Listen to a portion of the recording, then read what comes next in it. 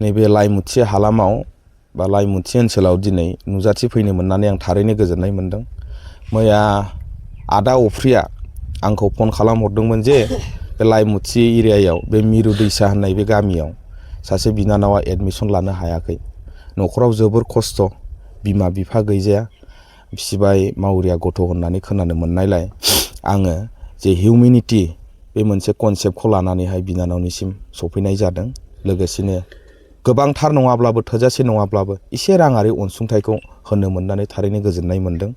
लोगोसेनो फैबाय थानाय समफोराव बेखिनि एसे फैसाजोंनो एडमिसनखौ लानानै बिनानावा जेन गावनि केरियारखौ सिगां फारसे लांनायाव जेन बा समाजखौ मोनसे पजिटिभ डिरेक्सनसिम लांनायाव जेन बिनानावाबो सासे जानो हायो, आं बेखौनो आसा खालामदों। एसे बिपिएफ वर्कार हिसाबै दाथ' सरकाराव फैबाय, बेबायदि गथ'फोरनो फरायसाफोरनो बिदि होनायनि माबा मोनसे सानदों नामा नोंथांमोना? बेखौ चिफ सारा सानदों, दासिमहालागै क्लेरिफाइ खालामनानै होआखै, रायजोफोरनिसिम अपेन खालामना होआखै। आसा खालामदों बेयो जोबोद थाबैनो जागोन।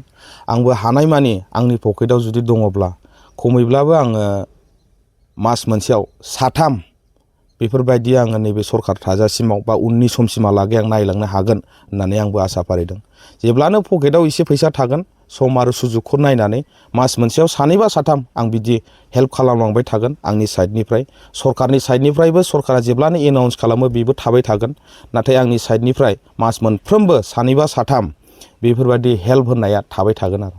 जोंनि ओनसोलाव गोबां बिदिनो खस्थ'यै खायफाया द्रप आउट जायो। औ, बिसोरखौ मा मेसेज हरनो सानो?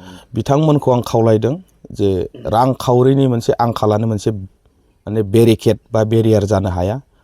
जायफोरो खस्थ'जों फरायनानै गावनि केरियारखौ दालांनो हायो बा मोजाङै मोजां पास जालांनो हायो, दुखु दावहा बा जेंना जेंसि थाखा फैसा अभाब बेफोरखौ नेवसिनानैबो माने गाव गावनि केरियारखौ जायफोर दानो हायो, बैफोरसो रियेल लाइफनि माने मिनिंखौ मोनो। जिबननि मेन टेस्टखौ बैफोरबायदि फरायसाफोरासो बा बैफोरबायदि सुबुंफोरासो मोननो हायो।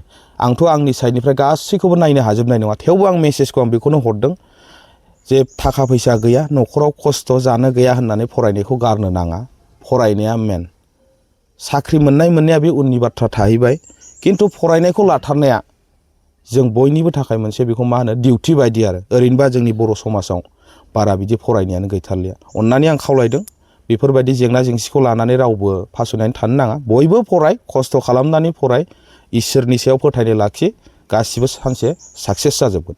खोनानो मोनदों जे लाइमुथि एरियानिफ्राय खाथियाव माने मोजां हाइ स्कुल बा जेनेबा मोजां फसंथान गैयिलाय रुनिखाथासिम थांनांगौ जायो।